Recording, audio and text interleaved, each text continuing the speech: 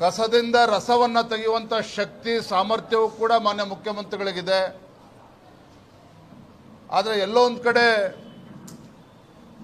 ಹಿರಿಯ ಸಚಿವರನ್ನ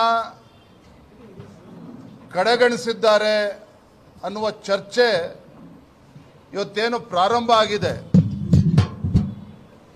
ಇದು ಸರ್ಕಾರಕ್ಕೂ ಕೂಡ ಗೌರವ ತರೋದಿಲ್ಲ, ಕಾಂಗ್ರೆಸ್ ಪಕ್ಷಕ್ಕೂ ಕೂಡ ಗೌರವ ತರೋದಿಲ್ಲ. ಮಾನ್ಯ ಮುನಿಯಪ್ಪನವರು ಹೇಳಿದ್ದಾರೆ, ಸೀನಿಯಾರಿಟಿಗೆ ಸಿನ್ಸಿಯಾರಿಟಿಗೆ ಏನು ಬೆಲೆ ಇಲ್ಲ ಇವತ್ತು ಕಾಂಗ್ರೆಸ್ ಪಕ್ಷದಲ್ಲಿ. ಹೀಗೆ ನಡೆದುಕೊಂಡು ಹೋಗ್ತಾ ಇದ್ರೆ 28ರ ಚುನಾವಣೆಯಲ್ಲಿ ರಾಜ್ಯದಲ್ಲಿ ಕಾಂಗ್ರೆಸ್ ಪಕ್ಷ ಅಧಿಕಾರಕ್ಕೆ ಬರೋದಿಲ್ಲ ಅನ್ನುವ ಮಾತನ್ನು ಕೂಡ ಅವರು ಹೇಳಿದ್ದಾರೆ. ಅಂದರೆ ಈ ರೀತಿ ಈಗಾಗಲೇ ಜನ ಬೇಸತ್ತಿದ್ದಾರೆ ಇವತ್ತು ಕಾಂಗ್ರೆಸ್ ಸರ್ಕಾರದ ಬಗ್ಗೆ. ಕಳೆದ 1.5-2 ವರ್ಷದಿಂದ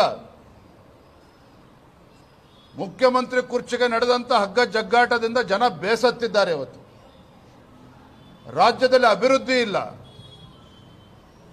ರೈತರು ಇವತ್ತು ಬೀದಿಗಿಳಿದು ಹೋರಾಟವನ್ನು ಮಾಡ್ತಾ ಇದ್ದಾರೆ.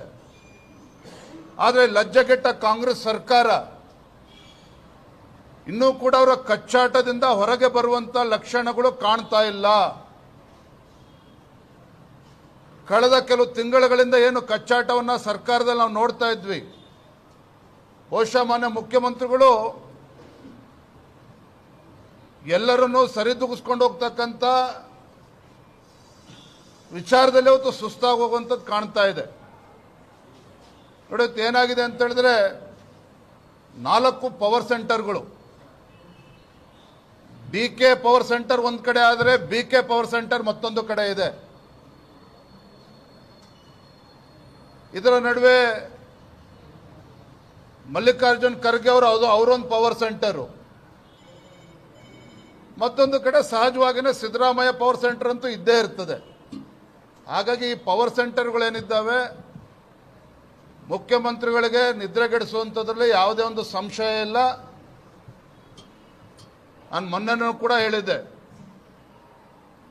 ಅವಧಿ ಪೂರ್ವ ಚುನಾವಣೆ ನಡೆದರೂ ಕೂಡ ಆಶ್ಚರ್ಯ ಪಡಬೇಕಾಗಿಲ್ಲ. ನಾನು ಗೌರವಾನ್ವಿತ ಮುಖ್ಯಮಂತ್ರಿಗಳಿಗೆ ಹೇಳೋದಕ್ಕೆ ಇಷ್ಟಪಡ್ತೇನೆ, ಮೊನ್ನೆ ಅವರನ್ನು ಕೂಡ ಹೇಳಿದ್ದಾರೆ. ಈಗಾಗಲೇ ಬರುವಂಥ 4-5 ತಿಂಗಳುಗಳಲ್ಲೇ GBA ಲೋಕಲ್ ಬಾಡಿ ಎಲೆಕ್ಷನ್ಸು ಎಲ್ಲ ಚುನಾವಣೆಗಳನ್ನು ಕೂಡ ಬರುವಂಥ 4-5 ತಿಂಗಳಲ್ಲಿ ಮಾಡ್ತೇನೆ ಅನ್ನೋ ಮಾತನ್ನು ಹೇಳಿದ್ದಾರೆ. ಹಾಗಾಗಿ ಮಾನ್ಯ ಗೌರವಾನ್ವಿತ ಮುಖ್ಯಮಂತ್ರಿಗಳಲ್ಲಿ ರಾಜ್ಯದ ಜನತೆಯ ಪರವಾಗಿ ನಾನು ಕೈ ಜೋಡಿಸಿ ಅವ್ರಿಗೆ ವಿನಂತಿ ಮಾಡ್ತೇನೆ,